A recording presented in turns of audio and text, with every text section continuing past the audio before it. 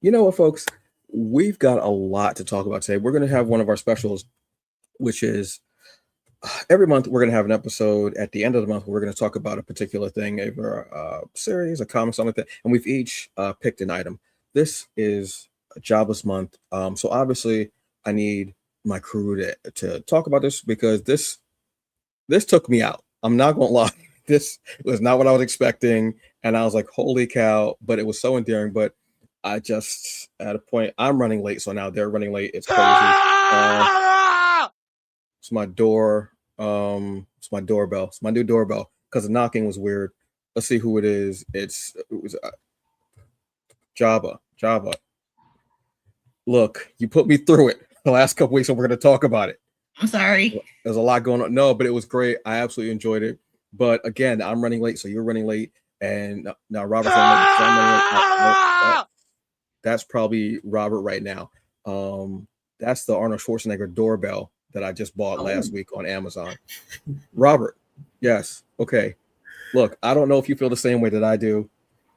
We need to get and talk about this because I was not expecting this. I have thoughts. I have feelings.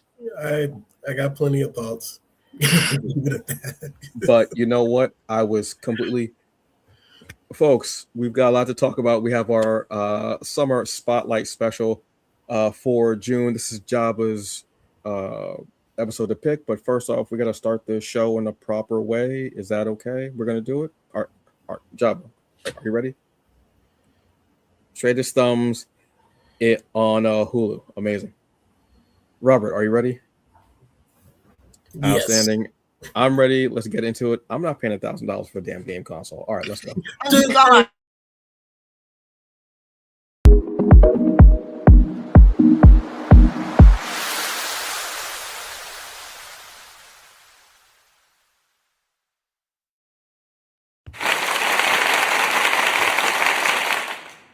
Thanks, folks. Look, aside from that game console comment, geek culture, I love it. Oh my God, capitalism at its best. Hey, folks, welcome once again to our Summer of Geek series for this summer. Obviously, Summer of Geek, it's the same thing. This is just us having fun and talking about the things that we don't normally get to talk about during the rest of the year. And I figured, no, let's have some fun this summer. It's hot. There's a lot going on. We've got blockbusters. We've got series. We were able to catch up on stuff because you don't have a lot of new seasons of things going on. So that's the point of this. But first, we're going to have to do introductions because we want you to know who we are. I am Antonio Pomares, a.k.a. the Hungry Bleak, the hungriest man in the room, and quite possibly the angriest today. And there we go. It's your girl, Jabba Chan. It's the middle of the week. I'm tired. Just burnt out. Yeah, sure.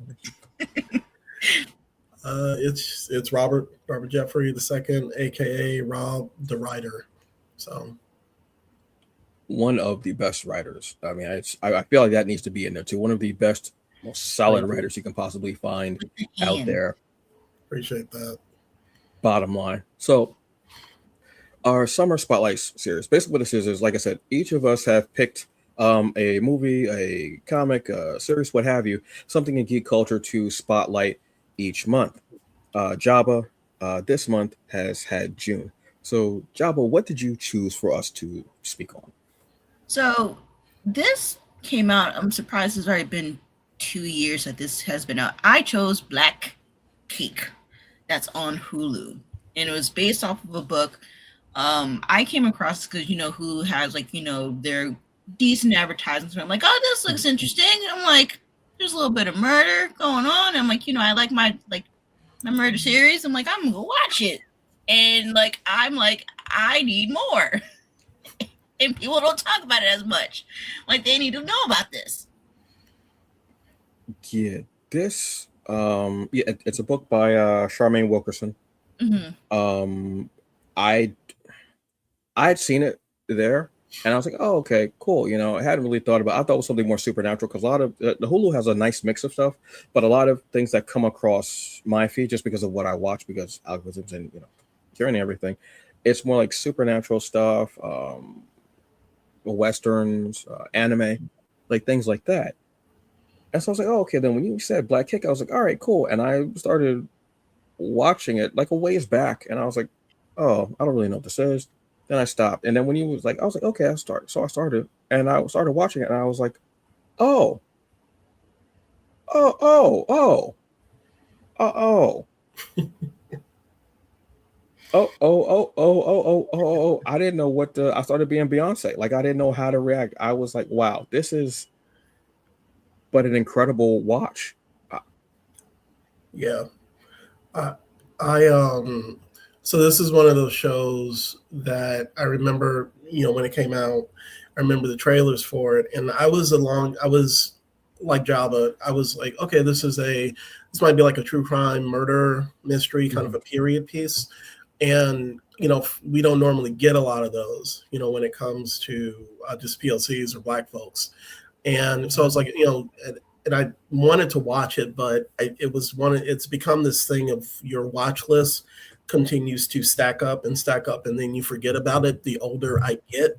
So unless I'm like really on it, I forget it. I forget about it. But I was like extremely like hyped, when I saw the trailers for it. So when you suggested it, I was, first of all, excited. I was happy that you suggested it, and because it gave me a reason to go back and watch it. And for some reason, I think this came out maybe like around the time that Hulu's Kindred adaptation of Octavia Butler's book came out. So like Hulu, yeah, Hulu was on this like kick of where between that and there was it was a adaptation of a comic strip called I think it was called Woke. Yeah. By Night. So like Hulu was, kind of doing it, for a minute as far as like a variety of shows featuring Black leads and the Black experience. So when I watched this, I was happy that you suggested a Jabba. So thank you for that. But like Antonio said, I was not ready. I was not ready for how good the show was and how deep in the paint it goes, I guess, with a lot of things. The other thing I did a little bit of homework, and the showrunner originally had a 3-season plan for the show. And because TV is what it is, they only got the one season. So just keep that in mind, for anybody watching this, that they did have plans for like multiple seasons. And I'm going to go and pick up the book myself, because I would like to see where the book goes. If it goes any further than what we got. But yeah. So I'm definitely excited to talk about this, or happy to talk about this.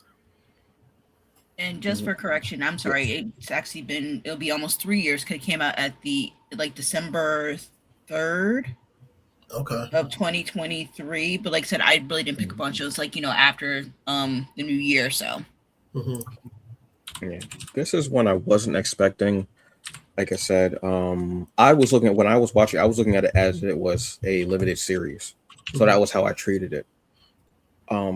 First of all, I haven't read the book either, but stellar casting.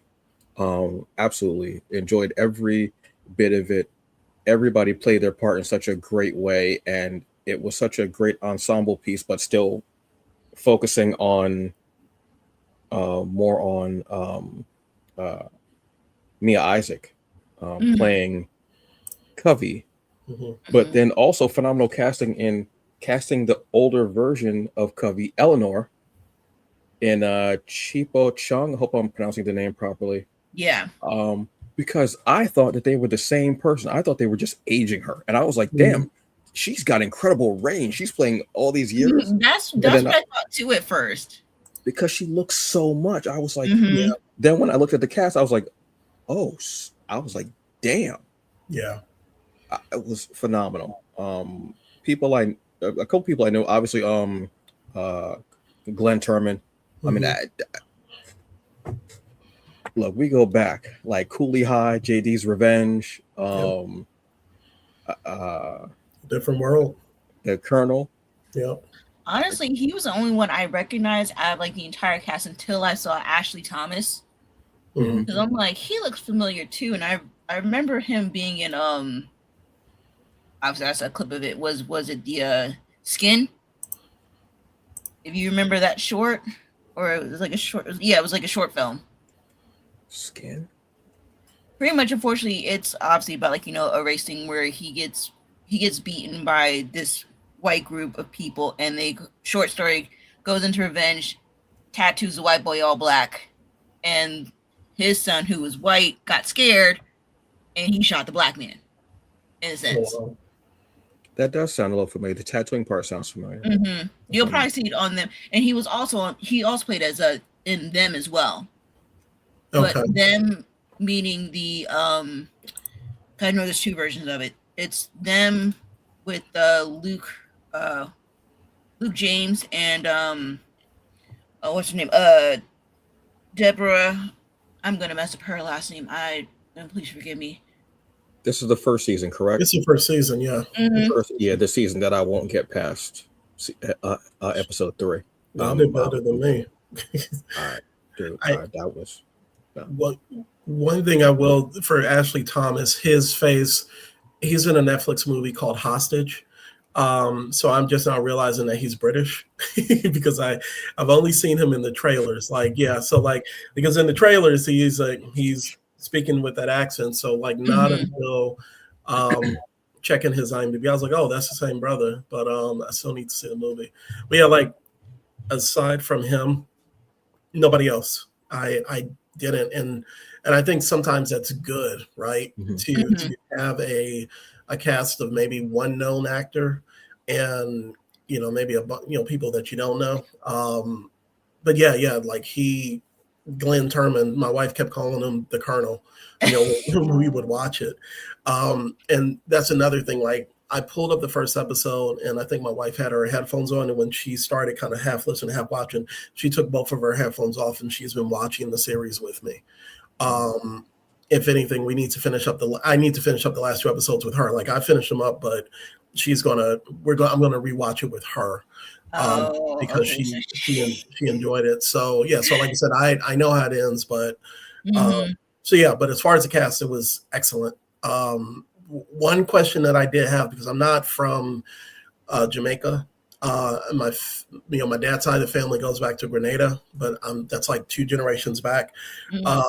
So I wonder I don't know if y'all know, how did they do with the accents, or with the parts when they were in Jamaica, does anybody know how that was kind of? Okay, so I'm only saying this from association and being around Jamaican people. For at least from my experience, I've seen people have different accents depending. And I don't know, it's because depending on how long they've been in the States versus how long they've been back in Jamaica, so it's kind of hard to tell. I knew a person whose grandmother had the thickest Jamaican accent. I can only understand SVU. That was it. But the mom, we had a better conversation because I can understand in between. So what are your thoughts, Antonio? Every damn episode. Swear to God. From what I can gather, I'm gonna say it kept me immersed. Okay. So I'm gonna say that it was decent. I didn't realize that that Covey's father was Asian until they actually mentioned it. It didn't even. I just thought that he was light skinned because of the way, kind of the way they were showing his face. It didn't dawn on me. Oh, I could. And tell. then they said he was Asian. I was like I looked up and I was like, wait, what? And it threw me off. So little things like that, kind of immersed me more into it because I was just there and I was like, oh, okay. And it got me looking more at the characters and the details of them. And because this is a character driven thing, so it made me pay more attention to the characters.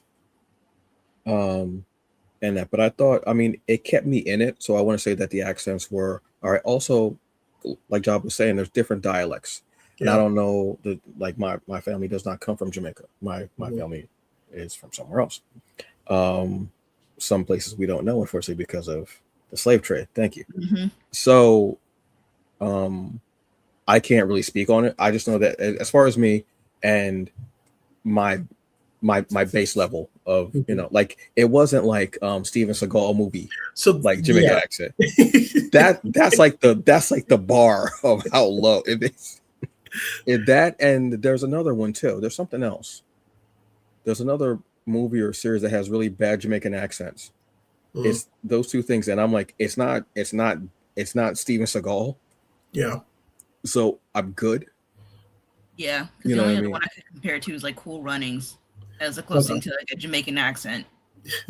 There's one of the reason I asked is because the actress who plays young Covey, Maya Isaac, she's from Atlanta. So so I was just like I thought they did a really good job between that and also capturing the culture, because there was even one of the things that stood out to me, at least in the past, was you have the differences in terms of like socioeconomic strata. So like you have when Gibbs talked about his his family, like they had money before they had to sell the land. And then you saw people like Kobe's father, who was a business owner, and then the lady who was a friend of the family, but she was not a housekeeper, but she worked for them, right? So yeah, I like that there was this varying degrees of like, people, different experiences living on the life. Like Kobe wanted to be, her and her friend wanted to be swimmers. Gibbs was like, I'm about to be a lawyer. Her dad was like, well, no, I'm going to fight these chickens and make this money, that type of thing. So it's just like, sometimes when it comes to things that focus on people of the diaspora, we only get one side, kind of one experience. And I liked that specifically because, like I said, I don't know the history of as much as other places, like about when it comes to Jamaica, and we got this period of time. And also one big thing that's going to be a constant throughout this is that I like that the focus was on Black people. Like I love that it was a period piece, and there are moments in this where we run afoul of them, but for the most part, it was about our experience and dealing with our family issues and anything else. And it wasn't like it. I like that we were central, and it wasn't just about these like, it was like the racist whites, and they exist, but it's just like we're telling our own stories here. So that was a huge thing for me. Yeah, I know for me, like in the first episode, like maybe like the first two episodes, I know when Eleanor or Cubby, however you want, like, name her, because the way she lived 2 lives, well, multiple lives at this point. I liked how she wasn't like a stereotypical Black character in a show. Like, homegirl was surfing, and like that's something that you really do not see in any type of TV show that, at least that I've watched, that's like centered around Black folk, and especially because she also swims.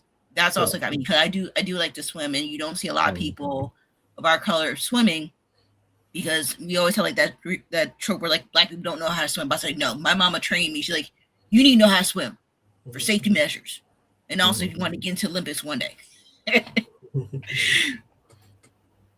So that's why I like to see, because you don't see that, because most time it's like either like, okay, even if you're from like outside the United States, like they're gonna like work within the business like of like their parents' business, like they might just like stay in like a small like century of like their town, where like they're not gonna venture out. But like I liked how they had ambition, where like I want to go out, I want to do this, I don't want to stay here.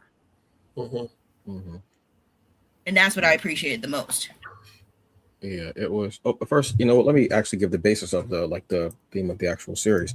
So basically, the series opens up and Eleanor,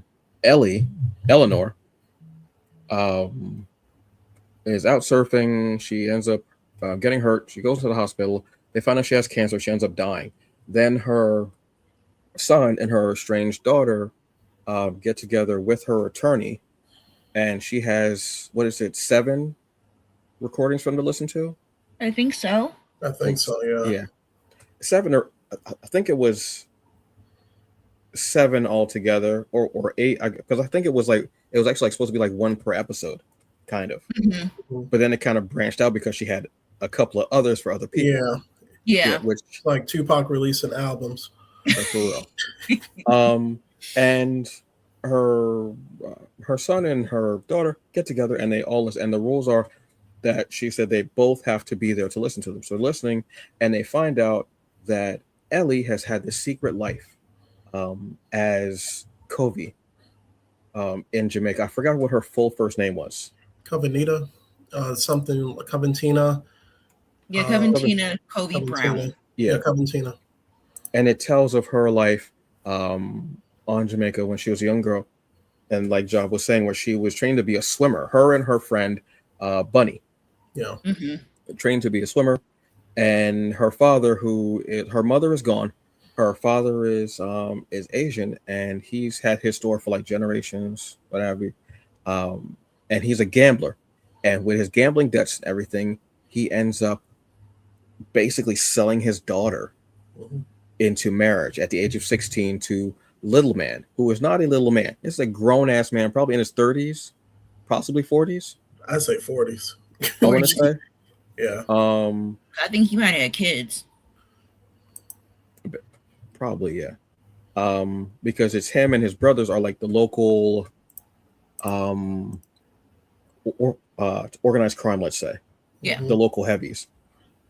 And she, at the wedding ceremony, her husband dies suddenly. And she sees it as her moment to run. And she runs and she fakes her death. And then she goes to Scotland? London. No, London. And there's this whole, whether she goes to London, she goes to Scotland, she goes to America, she goes all over, and each episode basically is a part of her life that she's lived, and her children do not know this. They do not know about her life there, because she is also being thought that she could be a part of the murder of her husband, as it is rolled, and we go from there. There was so much. Every episode I was like, oh my God, please. My anxiety and my nerves were on 11 every episode, because this isn't the type of thing I usually watch. I don't normally watch, like, I enjoy dramas and period pieces, but I don't like seeing Black people go through it. I do not. I don't like Black people going through it, particularly Black women going through it, because I know at a certain point there are going to be things that happen to them. And right now I'm going to drop a trigger warning. There will be discussions about domestic violence and sexual assault as it pertains to this story. And she just goes through it, but it's Ms. Isaacs did such a phenomenal job in weathering every single possible thing that Ellie could go through. And what was her name again? I'm trying to remember. Which one? Miss Chung, who played, who played older Ellie. Because I'm trying to like differentiate between Covey and, but at a certain point she became Ellie, so now it's like I'm trying to separate the two of them. Did such an amazing job of showing the consequences. And even when she was reading into it, because she's not in very many scenes when you think about it, it's more we're hearing her voice than anything. And she does such an incredible job with her voice acting that you feel her trauma, you feel her regrets of holding the secrets, you feel the trauma and the pain of her reliving these situations that have gone through her life, whether they were good, bad, whatever. Seeing her love again in Gibbs, talking about the ocean, talking about swimming, talking about her mother, talking about her father. Every character is a layer of an onion. Yeah. And peels it away. And everyone did such a great job. I would love to talk about the siblings, B and B, which I absolutely loved the way she referred to them. That was so endearing, and I absolutely loved that. Benny and Byron, I want to say. Yeah. Yes. Okay. Yep. Irene. Sorry, I throw it in there just a little bit. Yes, I know you did, Jabba. I know. The siblings. Give me your thoughts on them. I absolutely loved them. They were like the perfect set of siblings on how, like, chemistry wise, which I enjoyed, because I could see that all happening in real time with like an actual sibling, because, like, we all have our dramas. We all have our dramas, and it works so well. Especially, I know we're probably gonna be jumping around like per episode, but like when Byron came to defend Benny after realizing what Benny was going through, I'm like, yeah. I'm like, I'm with you, man. Knock him out. I don't want to spoil it too much. I want people to watch the show since it's still on Hulu. Well, the book's been out for a while, and the series been so. But yeah, we can talk about that stuff. That's fine. Just say mini spoilers. I don't know. Like because I was, so for the two of them, I enjoyed the relationship. I enjoyed that each of them had their own kind of issues that they were dealing with. So they were these kind of complexities. Byron with his, being straight up, is he the token black when it comes to his chosen, his job, his career, or the company he was working with, and then with Benny, questioning, her worth, when it came to her family, her career, the imposter syndrome side of things, which is like where I was like, that was there are several personal things in this series that kind of hit me, and I wasn't expecting that. That was one of them. But especially what she deals with when it comes to the domestic abuse and being in that relationship with Steve.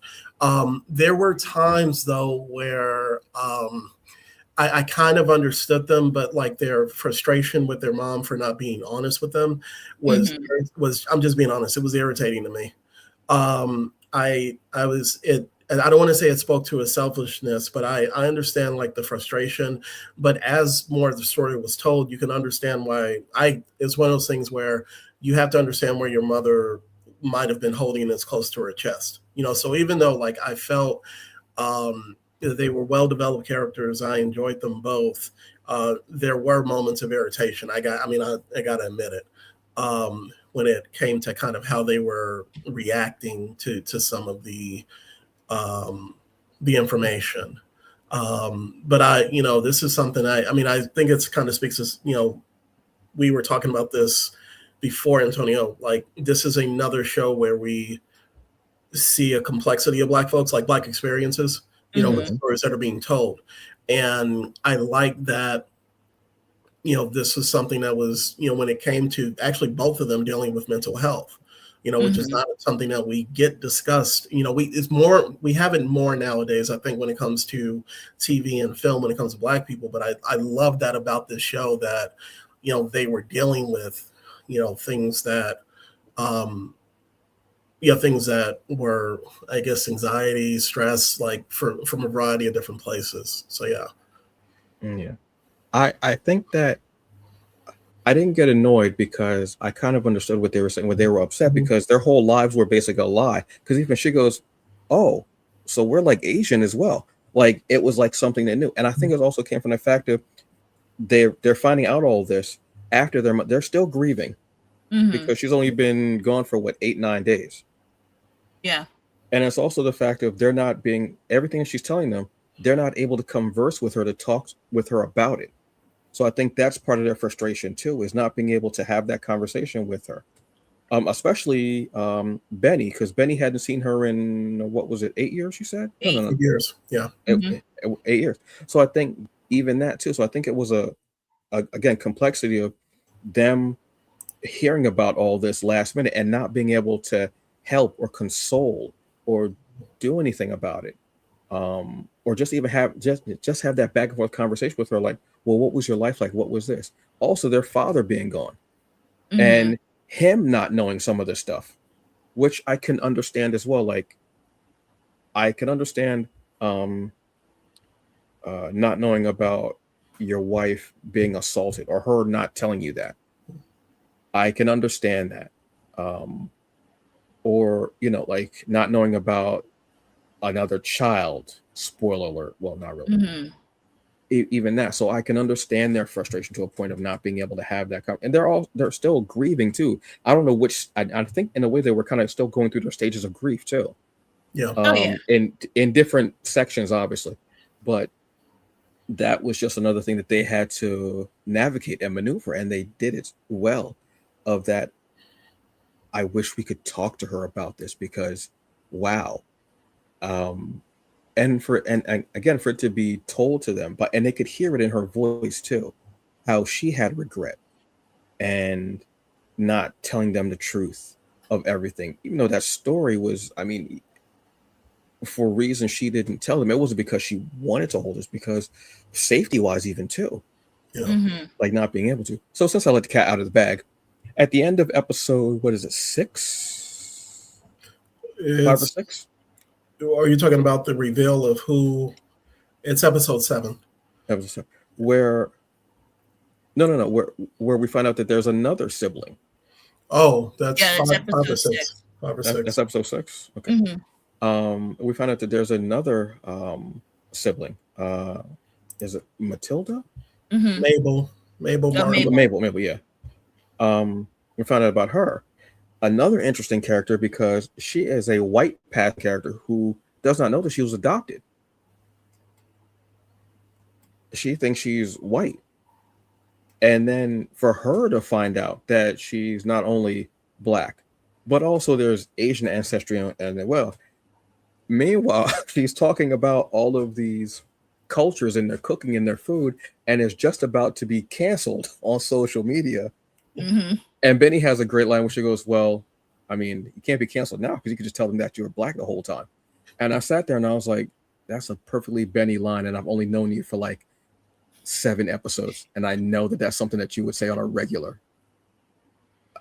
The reveal of this at the end, because you kind of figure the Mabel is a child that was conceived through sexual assault, while Ellie is in Scotland working at There's like a clerk office, I believe. I'm gonna say that it was a textile factory. I don't know why, but that's what I'm gonna say. Yeah, And she was keeping the books. Yeah. For some reason, I think everything in Europe that looks like that is a textile factory. I don't know why. I think it's just movies have just, oh, it's a textile factory. I'm like, what do you do? And nobody ever says what it is. It's fine. What have you? And then she finds out that she's pregnant. This was a very complex story beat. We don't get very many characters who are the children of sexual assault and who are given such depth and range and given so much to do. Aside from our obviously favorite Captain Olivia Benson on Law and Order SVU, who is a child of sexual assault, which we find out in the first season. How do you feel that impacted the story, the appearance of Mabel, and then Mabel not really knowing about finding out in that way? I mean, from an adult perspective, like, you grow up, like, thinking that like you're the only child and like these are your parents or whatever, and then finding out where exactly you came from and how exactly you came to be here, that's a lot. And then to find out that most likely, I think the father's also dead as well too, or whatever. Yeah, I believe so. Oh, yeah, because I think he was older. Yeah, so both of your bio parents are gone at that point too. She came and talked to them, so it's like, what do you do with that? I liked her introduction. Because it kind of one of the questions that I had at a certain point was how are we going to kind of extend these secrets out, right? So like we have 8 episodes and we have a set story to tell. So when you have the realization that she had a baby as a result of the sexual assault, I was just like, wow, so this is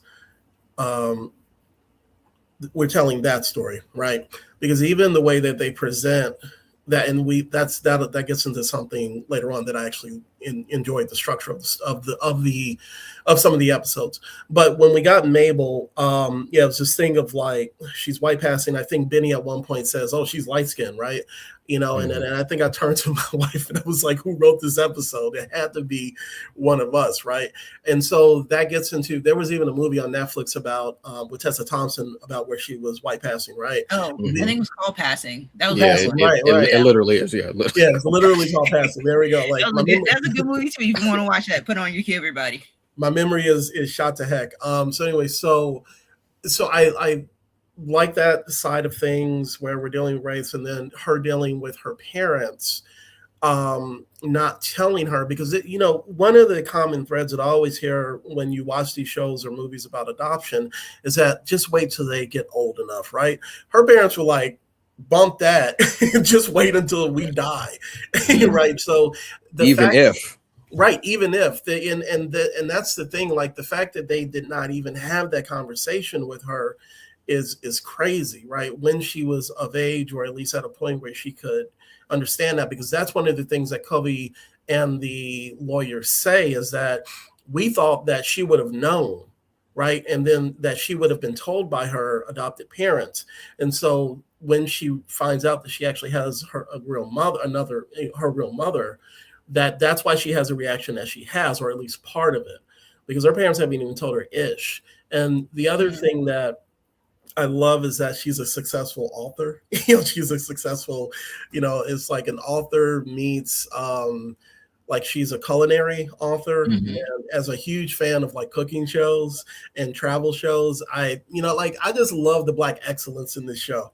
Like it just, everybody was making money and just doing their thing. But I think that her birth, who she is, kind of opened up another door of story to tell when it comes to like sexual assault, when it comes to when she goes into the place, her mother goes into the place for unwed mothers. Like this is the story expands, and in a very dark way, but it's just like, now you have another child who has these like complex issues that she's dealing with because of like who she is and where she's from. So it was something I wasn't expecting, but I like I said, I enjoyed the character, and I love seeing her with her siblings. And they accepted her. Yeah. There's a point, she continuously says B&B, but there's a point when she finally comes out about Mabel, and I don't know if it was me just hearing it or if it was actually meant to be said, but when they start doing the recordings and Mabel has to be there, she says BMB. Oh, BM. Yeah. Oh. And I heard it and I was like, oh. And then I was thinking, wait, she's been saying BMB the whole time, and now that Mabel is there, they might listen to all the recordings together again. I'm not sure like how they were gonna. I'm not sure, but I swore. But again, maybe it was me, but I swore that I heard BMB, and I was like, oh wow, because that feels like, again, I don't know the character. I did not write the book. I didn't read the book, but from what I know about Ellie, that feels like something that she would have said because of how endearing and how much she loved her children. How much she loved everyone, but people didn't really know that she was even keeping tabs on them. Like Etta, played by CCH Pounder. I did not know Sister was going to roll up, but I'm always so glad to see you, Miss Pounder. Thank you so very much for being there.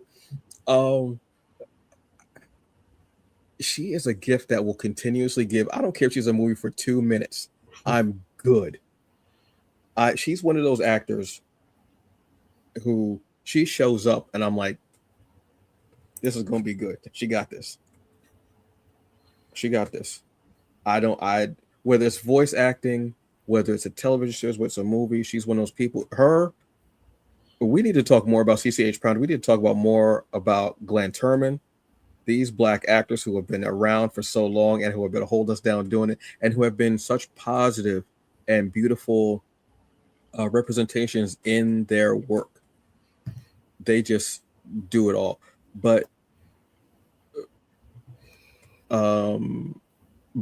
somebody in a review of the book did say there's a lot of different names for characters and it was a little confusing for them. Reading this, I could understand why that might be confusing. Because Etta was Bunny. And then you have Benny was what was her full name? Benita? No. I'm trying to remember what Benny's full name was. Bunny Pringle. Oh, I'm sorry. I'm looking at the wrong character. At least in the IMDb, they just have it as Benny Bennett. Like that was Benny like, Bennett. All right, tongue twisters trying to say that 5 times fast. So, yeah, because names. Yeah, because Gibbs was like a nickname. That wasn't his like formal name. So I can understand why people might say this. So Etta, who was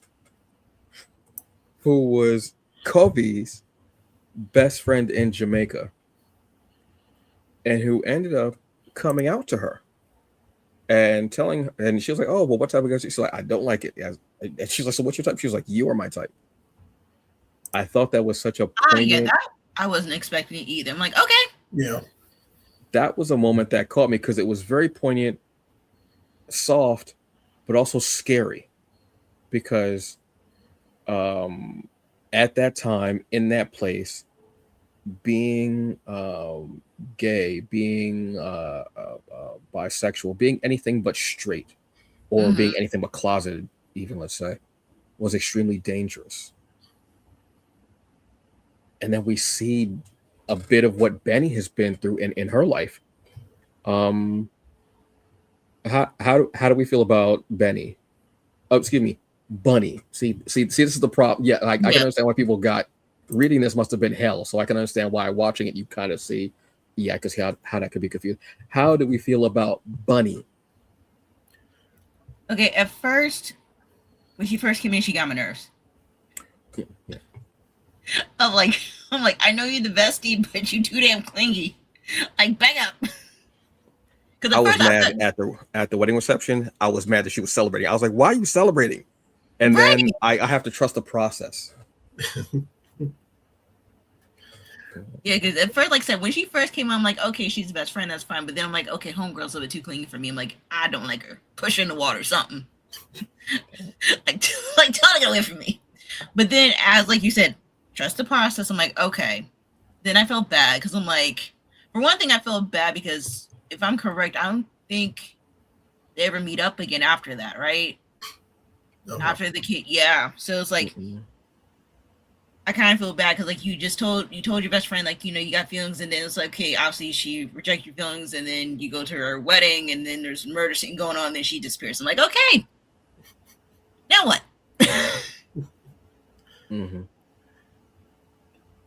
I liked her because she seemed to be ride or die from the beginning. And we see, you know, aside from just her friendship, she has an attraction to, you know, someone who is not returning it in that way, you know. I'm trying to think. She stepped up, you know, because like I said, the last 2 episodes are fresh because I knocked them out today. She steps up when nobody else is able to. I can't say willing to, right? Because we see Gibbs. I'm sorry, when Gibbs was posted up in the bushes, I kind of laughed a little bit because I was like, somebody might see you. He was, because the brother was in the bushes like, I'm about to. Yeah, like exactly like that. His silhouette is so strong. I was like, so I think that was the only moment that I laughed at. But then also, Eleanor was like, I'm trying to like not spoil, but when she says, I'm going to do this action at this time, and then Bunny says, that's too late. Like, that is too late. So her going from when they first introduced her and Covey swimming to, you know, to when there's a when we see her older, I really enjoyed her, and as just being a very close friend, and somebody who wanted to support her friend when she was going through it in like the worst way. The other thing that I appreciate about this show, and Bunny is a representation of that. There's so many shades of black in this show, from like mixed light skin, chocolate, which I think Bunny was, and then like Gibbs is like, he's a darker hue. So there was so she it reminded me, us talking about her just kind of reminded me of that. That being a kind of a thing in the show. But yeah, I love CCH Pounder. Like, I should have mentioned, like, I remembered that she's the only other actor or actress that I know of, from previous stuff, her and Glenn Turman. So, but yeah, when she showed up, I was like, look at Amanda Waller. And just, I was excited. When they showed up to the signing with the picture, I was like, oh, what's about to happen here? Yeah. And I loved seeing CCH Pounder, but I loved seeing what happened with young Bunny once Covey became Eleanor. And her trying to assimilate, trying to fit in, even going so far as to having sex with one of the young men. And that was one of the most, like, just trying scenes, like, literally and figuratively, because she's really like, maybe I'll like, and she's like, this isn't what I like, but this is what is expected of me. Yeah. And you can see there's nothing there. There's no joy, there's no passion, there's no love, there's nothing there. And it wasn't the young man. Excuse me, I don't know why my voice cracked there. It wasn't the young man.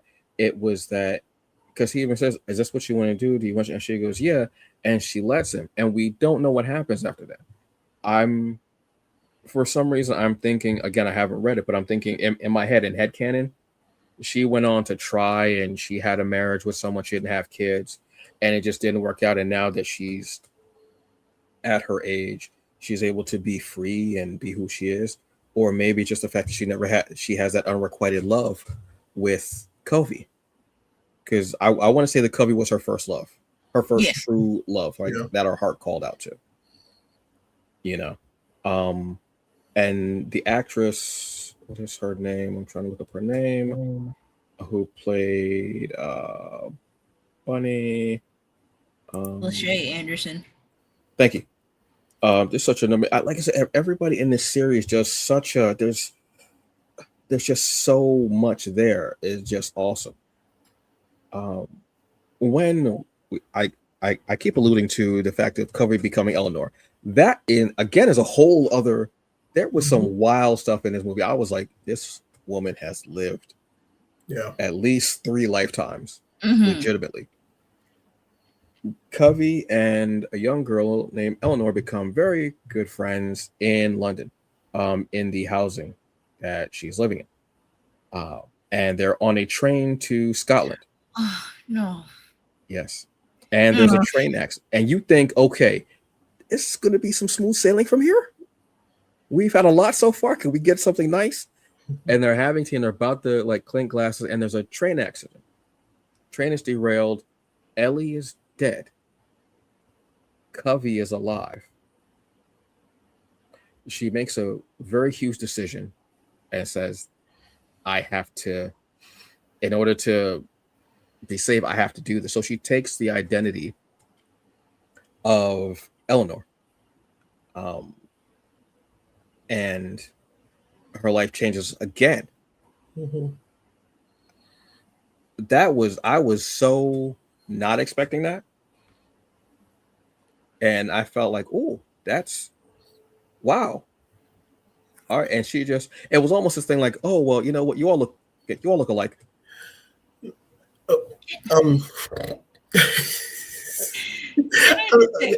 That was how I felt when she said it. I was like, yeah, that was one of the discussions we had in the Jeffrey household. That is the epitome of the term that white folks think we all look alike, because I was like, no, they both are fair skinned, but Mhm. that's where the similarities end. Now, the thing that I will give the show is that we never saw Eleanor's body. We don't know how badly she was bruised or burned. And we see her from a blurry vision, from Covey's blurry vision, like lying on Mhm. the ground. So when we get to the hospital and she says like, "Oh, Eleanor," and she keeps calling her that, that was one of it. It didn't take me out, but it was like that's where like my head canon had to be like, okay, this sister had to be so bad off that they were just like, well, she's the only black person on the train. Let's give her, the name or whatever. So I was, that wasn't as bad as the brothers standing in the bushes, but that was just like I said, like, yo, I need these white folks in this show to like do a little bit better than thinking we all look the same. But at that time in Europe, I was like, all right, I think they also said that she had Eleanor's ID in her pocket or something like on her person. I don't know, like I think because like we've been true crimed out like in this country, like to the point where if it's not SVU, it's the latest Netflix special where they are like, these are all the steps that we take to identify a body.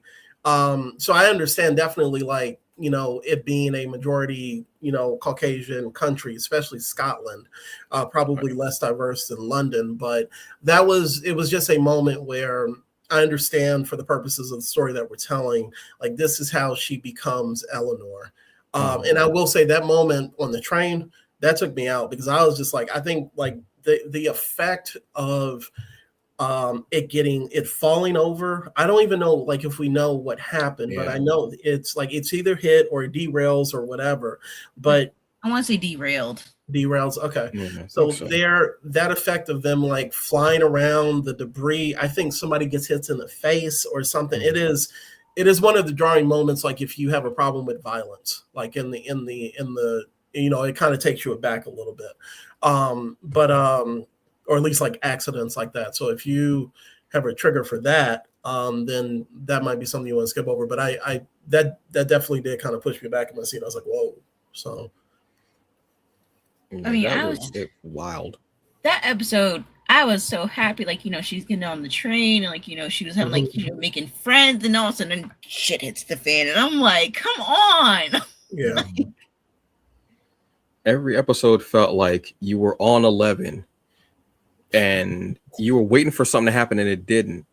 But then when she does get to Scotland and she gets the job and then she's assaulted. Yeah. My whole soul dropped when her boss sexually assaults her. I don't like watching sexual assault in movies, series, what have you. I normally will fast forward or I will just not deal with that scene. I just don't. It takes something away from me. But I know that unfortunately it is a part. I don't know how to say this properly, and I apologize for my words too in this.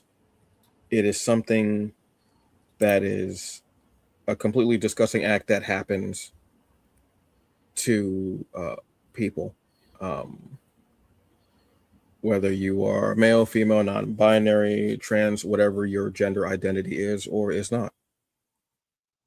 And to see it happen, especially when it's a story about a young Black girl, in all around white people and around nothing but white people. And this older man is taking this shine to her. And I'm sitting there like, I want to believe, but I know history. I knew that was going to happen. And he was just lulling and lulling and lulling, and it happens. But then you find out that the girl was like, I tried to warn you. And I was like, no, just say the damn words. Don't try. But then again, I realized who the words were coming from. And she's like, well, it happened to me as well. And I'm thinking it probably happened to every girl in there. Yeah. Because when she came back into the office, they knew. She was the only one that said something, I think, but they knew. I think if she had maybe went to dinner, they might have said something to her. Like outright. but they all knew. She was the only one who said something, and she was like, she did it. He did the same thing to me. But I'm gonna play devil's advocate real quick. What would have been worse? Her. I mean, obviously, I know it's her getting assaulted is worse, but I'm saying either besides her being a new person and the new shiny toy that the boss is liking, if he would have not touched her, but he did it to every other girl, and she still be isolated from the group because he left her alone, but he messed with everybody else. You're asking which one is worse? I'm just saying it's like how would you feel? It's like, okay, if you go in, you're the new person, new shiny toy, boss on you. Boss did every single thing to everybody else, but you would get criticized by the rest of the team, be isolated even more, versus even though it happens, you get a little bit of sympathy from them where they don't come down on you so hard. Because you remember in the beginning when she came in, they were throwing her the books, giving her like the new person treatment. But then when it happened, then they started to feel better. And they started like give some type of sympathy. It's like, okay, now you're in the club. Well, I mean, I think that was like a hazing kind of a thing. I think that was that. I think, but the one girl said, you know, like she tried to, in her own like really low key, extremely low key way of warning her, like, oh, you know what, you dress like this, or, you know, you're gonna, like, she was trying to warn her, but I was like, just say it.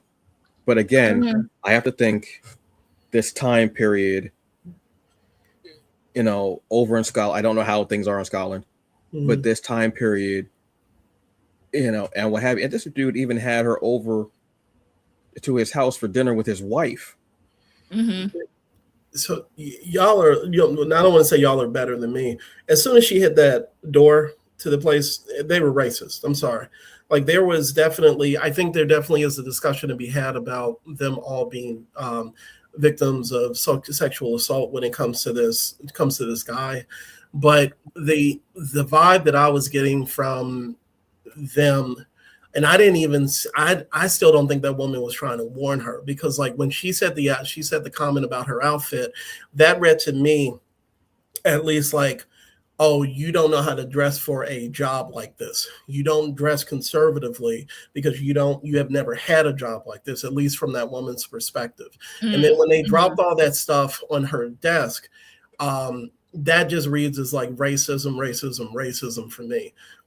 She was, and I'm not saying that was because we some of the parts of this show focus on that, actually a large part of it, but that I don't, even though I think that all of them were victims as much as she was, as she becomes, even that conversation that, I don't even know this woman's name, but the main one that was, she comes in the bathroom and she essentially tells her to kind of buck up and deal with it, right? But the only sympathy that I think that she gives her at that point is just like, okay, so you've gone through this, now just move on. But like for me, everything, and that might just be like my jaded view on things, but I just felt that they were treating her like crap because she was the black woman.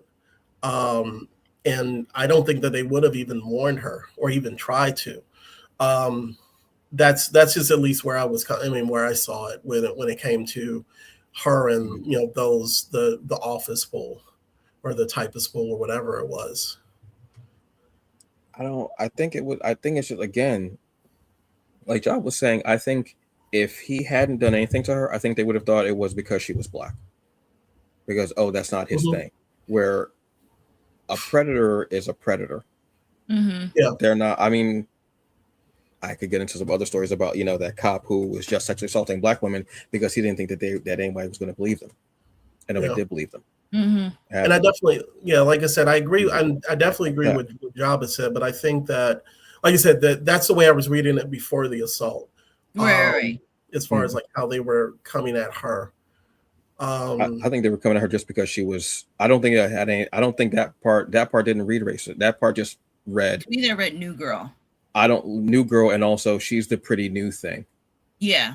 Like that's how it didn't read race into it. It read that, and also because of the way she did stand out, because of the way she even said her clothing. She was like, "Oh, you dress like you're on vacation," something like that. And also the fact they thought that she was in nursing school or had been in nursing school. I want to say, like, or nursing academy, like some type of nursing program. Mhm. I mean, like that, and them dumping all that on her. I think in a way they felt like she thought she was better than them because of nursing and everything like that, and now doing this job while she was waiting for the nursing program. I don't know how that was going to work out, seeing how she could not stand aside of blood, which I Right. did not realize. The way she turned around, I was like, oh shit. Yeah. And that was really his door where he was like, now I got you. Now I definitely know what I'm going to do. Not that he didn't have the inclination before, but that he really knew what he could do. If there had been, well, no, I shouldn't even say that. Because I was about to ask about the other seasons, but we're not going to get them, unfortunately, since the show was canceled. In my head, I still think of it as a limited series, just because I don't need all the answers, but I would have liked to know more about. Okay, then this is the last question. What do we think may have been the deal with Mabel's husband?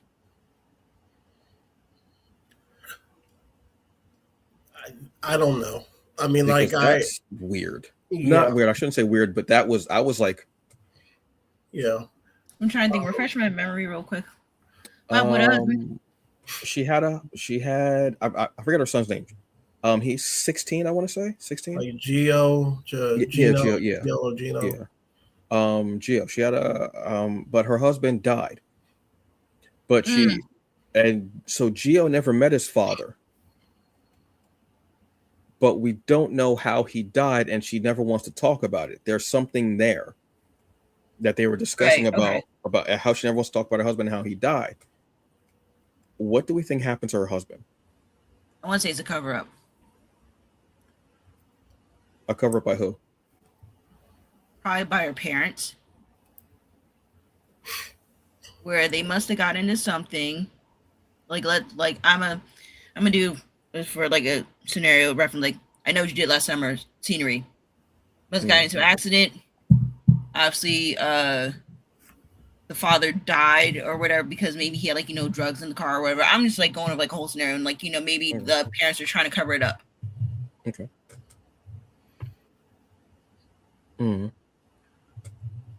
What do you think, Robert? For that, I don't know. Like I think because the only clues that we got were her parents saying, her mother specifically saying something about her relationship with Gio, and then Mabel saying that her father, whatever, her husband's father of the child of her child, they wouldn't even let her go to his funeral, right?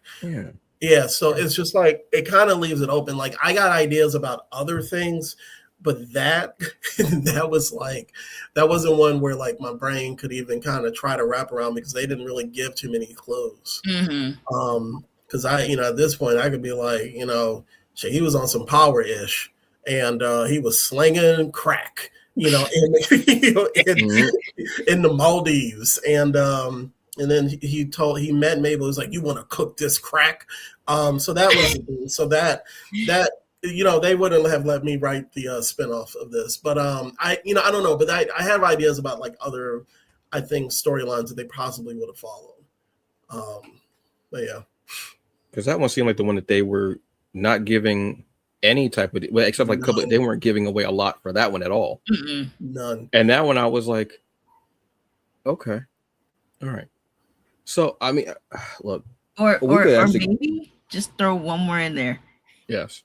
Maybe Eleanor found dad. Is like, oh, you look like so and so, trying to make a collection. Maybe she might kill him off. I'm just saying. I'm throwing it out there. Being very extra. You can leave. Yeah. We go home. All right. Yeah, I mean, that's better than my crack idea. So, I mean, the woman had many lives. I would go with that. She did lie a lot. there was a lot of, I think and we'll end out like on this. If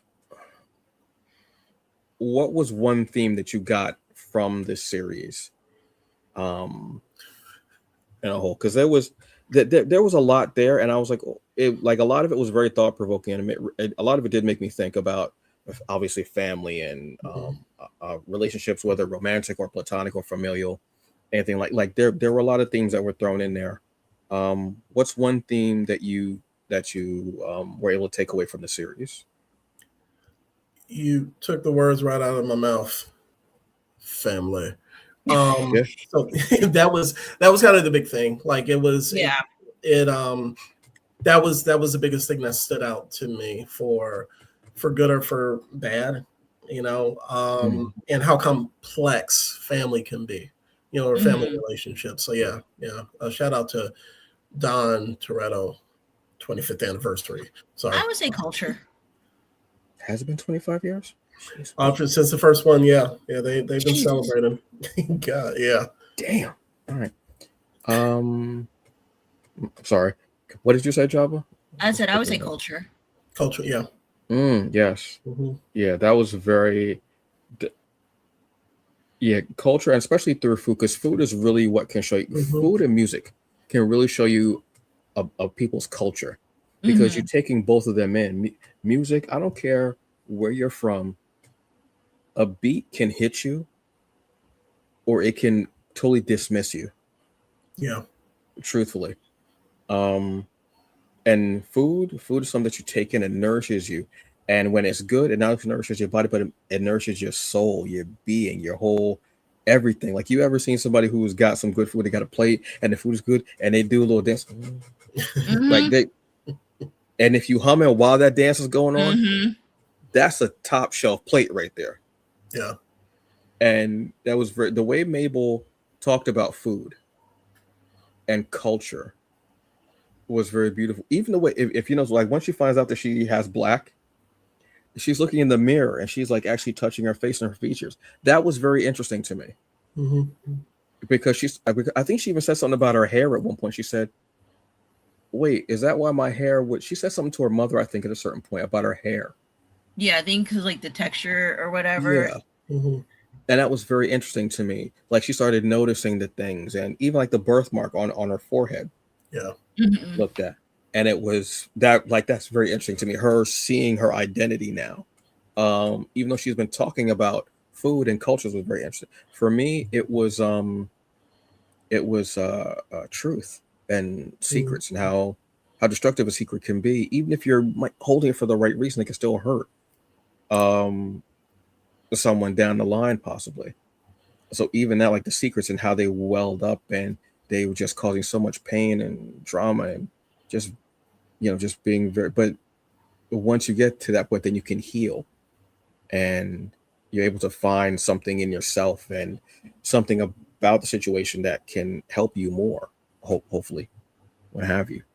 We could do probably be about 3 more episodes on this series. Yeah.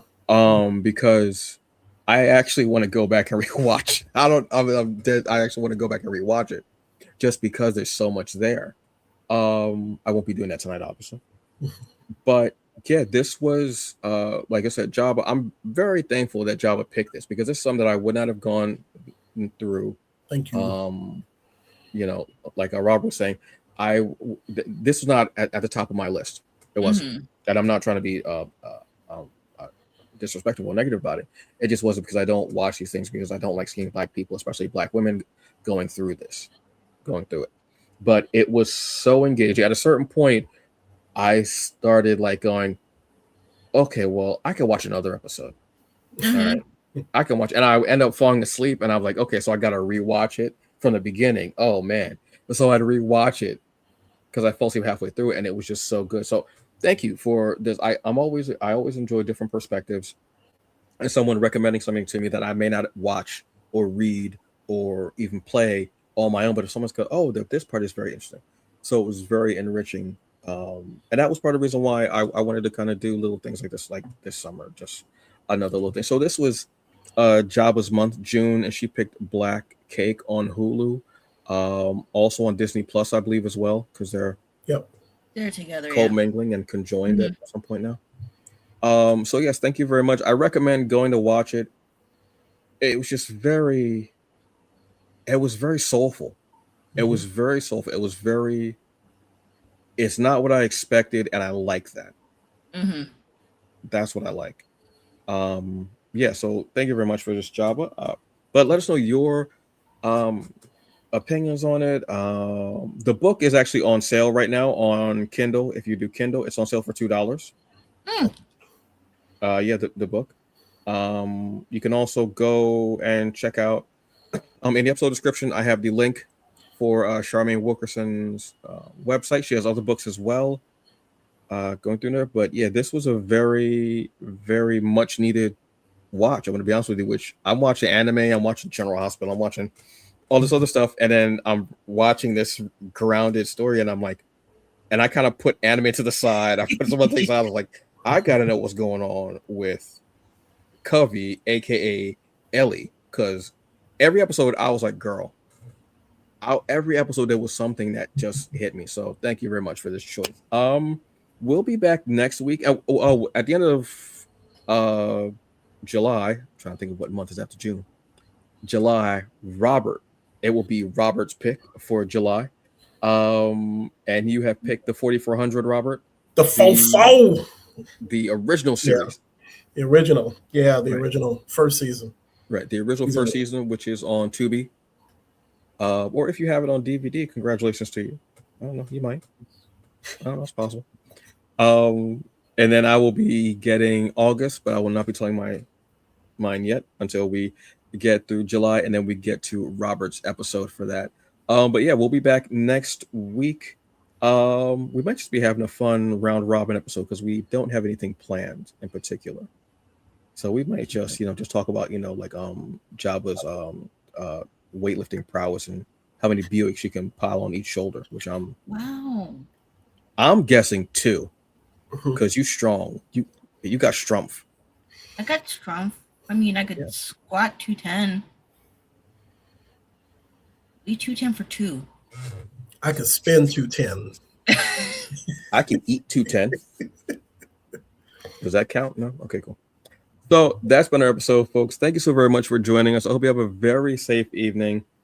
Weather's going to start getting warmer, so be careful again. Drink water, take your vitamins, take your meds, whether it's for a physical, emotional, or mental ailment. I'm not trying to please you. I just want you to be the best you that you can be. And yeah, there we go. So as for that, I am Anthony Pamars, aka the Hungry Bleak, the hungriest man in the room. It's your girl Jabba Chan with the straight thumbs on the tower. There you go.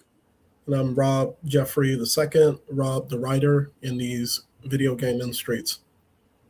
Yay. I don't know why I did that. I apologize immediately. I don't know why. It felt every time he says Rob the writer and he says streets, I feel like I need to say yay. And I completely wish I hadn't done it. I apologize if I went out there. I don't know why. I did not. Whoops, that's the wrong president. That's the wrong speech. I apologize because I did. So have a very good evening. Enjoy the rest of it. We will see you next week. Until then, have fun.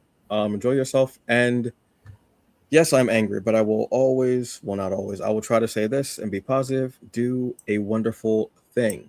See you later. Bye. Bye. Got to hit 2 buttons, Antonio. Got to hit 2 buttons.